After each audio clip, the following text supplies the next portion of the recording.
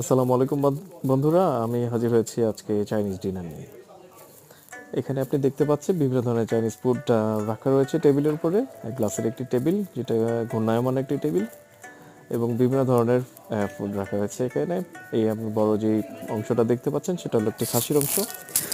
এটা হলো বিফ। তারপরে উপাসে রয়েছে আলু ভাজি, সালাদ। তারপরে এখন আমি হাতে যেটা নিয়েছি স্যুপের বাটিতে, এটা স্যুপ, নর্মালি ভেজিটেবল স্যুপ যেটা আমরা খেয়ে থাকি। তারপর এখন সেই স্যুপটাই আমি একটু নেড়ে দেখানোর চেষ্টা করছি ভিতরে কি আছে। ভিতরে বিপ আছে, তারপরে এবং অন্যান্য ভেজিটেবল ছিল। এটার সাথে এটা হলো শিলান হওয়া বলি আমরা। এটার ভিতরে সালাদ, বিভিন্ন ধরনের পেঁয়াজ বা বিভিন্ন বাংলাদেশের যেরকম পাতা থাকে সেগুলো দেওয়া থাকে। এখন দেখছেন বাদাম, নর্মালি চপস্টিক দিয়ে খেতে হয়। নর্মালি চাইনিজরা বা অন্যান্য বিদেশি যারা চাইনিজ বা জাপানিজ বা এরা চপস্টিক দিয়ে খায়। এখন যেটা দেখছেন সেটা সালাদ, বাংলাদেশি সালাদের মতো। আর খাসি, যে বড় খাসিটা দেখুন সেটা কেটে আনা হয়েছে, তারপরে কেটে পিস পিস করে এটাকে পরিবেশন করা হয়েছে।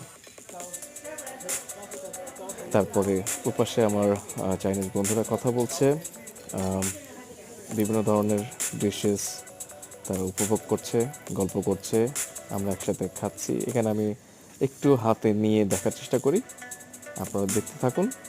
এটা হলো একটা খাসির অংশ আর কি। এটা চেস্টের একটা হয়তো অংশ হতে পারে।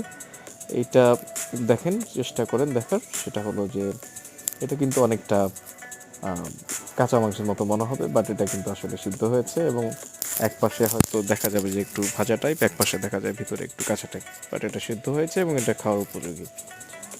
বিভিন্ন ধরনের কেটে হাড়গুলো কেটে ইয়ে করা হয়েছে। এটা হলো তোফু। আর এটা অনেকটা পুডিংয়ের মতো, বাংলাদেশি ডিমের যে পুডিংটা থাকে সেটা পুডিংয়ের মতো, কিন্তু চিনি ছাড়া বা একটু পানসে টাইপ। আর এছাড়া ডাক মিট ছিল, ভেজিটেবল ছিল, বিভিন্ন ধরনের সসেস ছিল, তারপরে চা ছিল। এটা হলো ভেজিটেবল, আমরা অলরেডি খেয়েছি।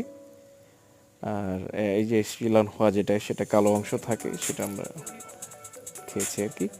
তো এই ছিল আমাদের মোটামুটি একটি ডিনার। থ্যাংক ইউ, সবাইকে ধন্যবাদ।